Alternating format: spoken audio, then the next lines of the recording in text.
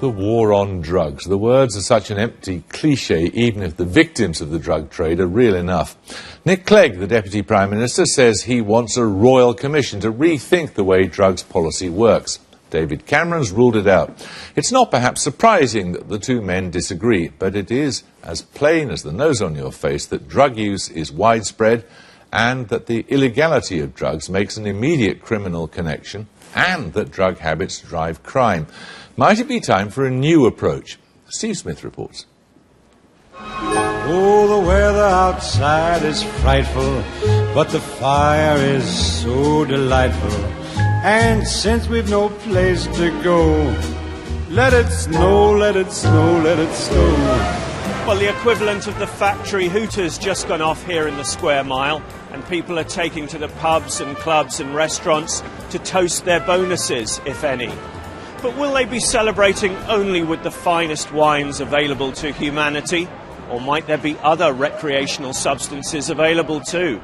Many of them in London take drugs. Many of them take cocaine specifically because you get the buzz of the trading floor, you get, it's glamorous, exclusive, expensive. It is the perfect drug for city boys, and many of my colleagues and clients used to indulge. It really is as simple as that. No one has a crystal ball on this, but the Deputy PM says we can't go on as we are. If you were conducting a war in which there were 2,000 fatalities every year, in which your enemy was getting richer all the time, in which they were throwing new weapons at you, we're now getting 40 to 50 new legal highs introduced into this country every single year, and in which younger and younger children are being affected. If that was a war, if that really was a war, I think we would immediately say, look, we've got to try and do something differently to wage this war more effectively. But hang on a minute, the most recent figures actually show use of drugs is at its lowest level since 1996. Use of Class A drugs has fluctuated over this time, but has fallen since 2008. We've seen the gradual use of drugs like cannabis and to a degree ecstasy. Those have been steadily going down. And I think there's pretty good evidence from the crime survey for England and Wales of that. We've seen, I think, with cocaine and with crack cocaine and with heroin, it's gone down very slightly. It's probably the best to say that it's plateaued. Cannabis, a Class B substance, remains the drug taker's top choice, followed by Class A's, cocaine and ecstasy. Next most common are amyl nitrate, amphetamines and ketamine. I think pretty much every pub and bar I've ever been into, if you look on the cistern of the toilet, you'll find white crumbs of cocaine. And that doesn't matter whether it's pubs that are populated by plumbers and electricians or ones that are populated by city boys, lawyers and solicitors. I mean, it's everywhere in London, it really is. And when people talk about a war on drugs, it's a war that was lost about 15 years ago, as far as I'm concerned. Nick Clegg is sending an emissary from London to investigate drug policies elsewhere. What might his wise man discover? In Portugal, they steer people through what they call dissuasion committees, where they might be steered into treatment or given a sort of little bit of a smack on the wrist and sent to an education class or stuff like that. In Australia, they turn a blind eye and allow a certain amount of cannabis for possession. And there's all these, there's a variation of these. But I think the important point is, all of these countries, things have not got dramatically worse. That's great, but guess what the PM won't be giving Mr Clegg for Christmas? A Royal Commission on Drugs. Of course, the Deputy Prime Minister is entirely entitled to take a view for the next election and beyond for his manifesto, wanting to go further, wanting to have a Royal Commission. I personally don't support a Royal Commission. In my view, there's always a danger, if someone said, that they can take minutes and last for years. So I'm very happy to debate and discuss drug policy. I think the coalition government has taken a series of good steps. Let it snow, let it snow, let it snow. Well, Julia Manning is a health campaigner and the chief executive of the think tank 2020 Health. John Strang is a clinical psychiatrist who specialises in addiction and worked with the UK Drug Policy Commission.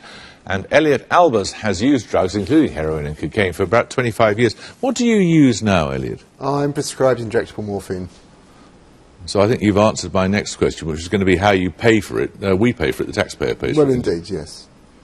And you can function? I function very well. I was a daily heroin user when doing my PhD and when teaching at university. Are you working now?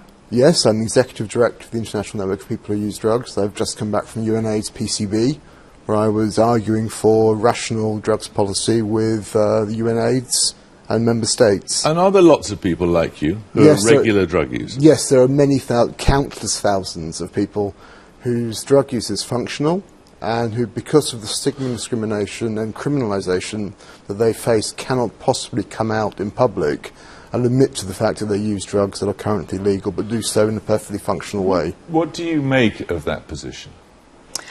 Well, I think it's unsustainable. It was interesting in the video that we heard Nick Clegg talking about why he's talking about this today, that the drugs policy isn't working. Yet we then saw stats to show that he's actually 10 years out of date. Our laws are working. The use, he particularly focused on children, school children and their drug use.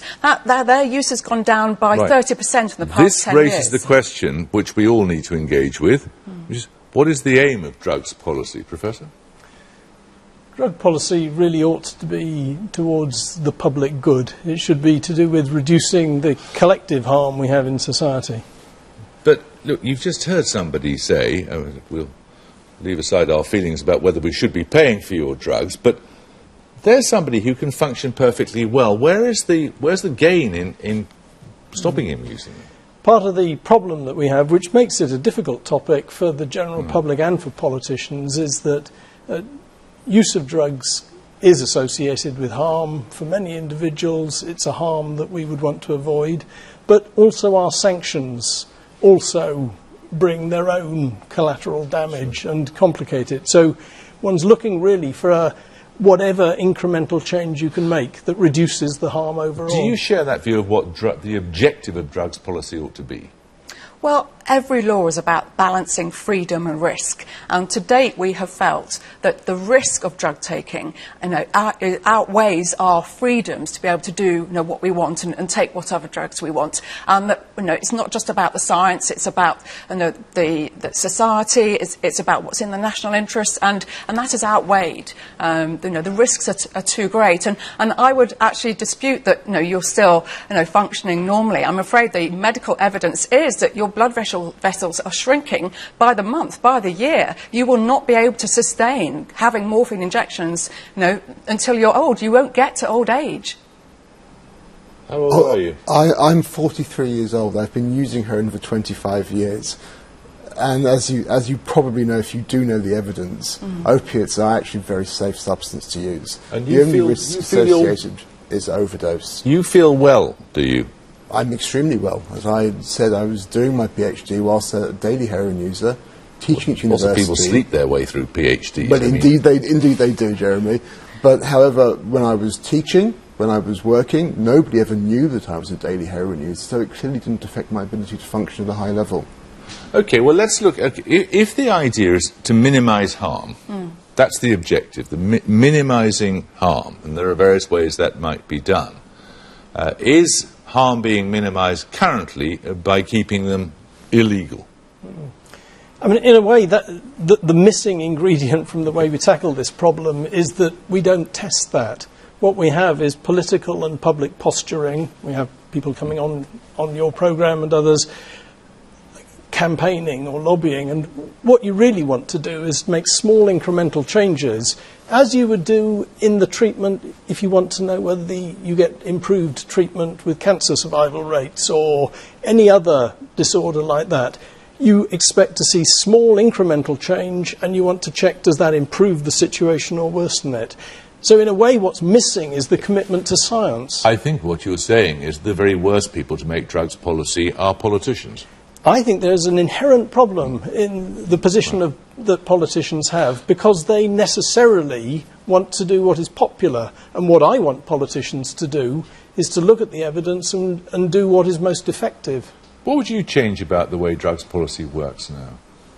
I would want to look at the way that we deal with so-called legal highs. I think the law cannot keep up. They're coming on the market. The film said one new one every year. I think it's more frequent than that. So, and can't possibly keep up. I think we need to look at them in the same way that we do with prescription drugs. If they've got a licence, then they're legal. If they haven't got a licence and they're not prescribed, then they're illegal. It doesn't matter what they're called or what the new formulation is. So that's one thing. The other thing I'd like to see is a seriously look at the drug problem in prisons, because that is out of control. That bit isn't working. And I take your point. We should be looking at what we can change there to improve outcomes for prisoners. Well, that is that we have a lunatic penal system in which people go in clean and come out addicted. Yeah. And that is to do with the way the prisons are run as much as anything. But is there some deep social problem in this country that leads to greater drug use? I mean, why did you start doing it? It was purely a choice that I chose to make out of intellectual curiosity and interest, and something that I found to be enjoyable and sociable. But you know that there are plenty of other people who've taken heroin, crack cocaine and various other drugs and are not here to tell the tale. You're very blasé about it. No, this is not about me as a person, as an individual. The fact is that we have an enormous number of people who use drugs, who have a large range of social problems, whether they be lack of housing, lack of employment, lack of education, and in addition drug use. What tends to happen is that we identify drug use as being the sole causative factor of the problems that they have, when in fact we're dealing with a very complex social mix. And criminalising people and subjecting them to stigma is increasing the problems. It's very difficult when there's such a broad span of people who use drugs. I mean, the sort of evidence that Steve Smith was citing in his piece, people go clubbing, for example, or they go out on social events. It's a different kind of problem to the sort of problem that you've identified here of people who are, socially disadvantaged and are using drugs for whatever reason as part of that whole experience of social disadvantage. So it's very hard to have some overarching policy, isn't it? Well, I think we've got one, which is, using drugs is illegal, and that is an overarching policy. But it's an interesting point, because you already said it's indicative of social dysfunction, of a lack of confidence, of needing that something else that you can't get from yourself. And drugs then, turning to drugs simply causes addiction, causes problems with finance, with crime. We should be looking at why are people turning to drugs in the first place? What is wrong that they feel that is the only solution for them? David Cameron came up with the old line about royal commissions taking minutes and lasting years. I mean, the other one is they're not so much designed to dig things up as dig them in. Now, would you have a royal commission? I'm probably not the sort of person who'd say whether a royal commission's the right mechanism or not. But what we do want is an open-minded examination of the different options. And I mean, I would differ in the view about I would not want to be encouraging people to use drugs. I would want to have mechanisms that enabled people to get out of the hole that they're in. Some of those would involve meeting people where they are and working with them with their difficulties, rather than just saying they shouldn't do so. And I think the prison example is quite a good one. But I would come back to the science question. I would expect people to tell me whether short sentences or long sentences were more effective, or whether how much difference did the support after prison make. And those answers would then guide me in how I constructed a more effective response. What we need to learn from Portugal is that policy was brought in specifically for people who are HIV positive, and the amount of transference of HIV through drug users using syringes. And it wasn't about, going soft on drugs. And of course, what there is in the Portugal example, while the focus has been on the legal framework, it actually is a shift in the investment from a criminal justice response to actually a health care response. Thank you very much. Thank you all.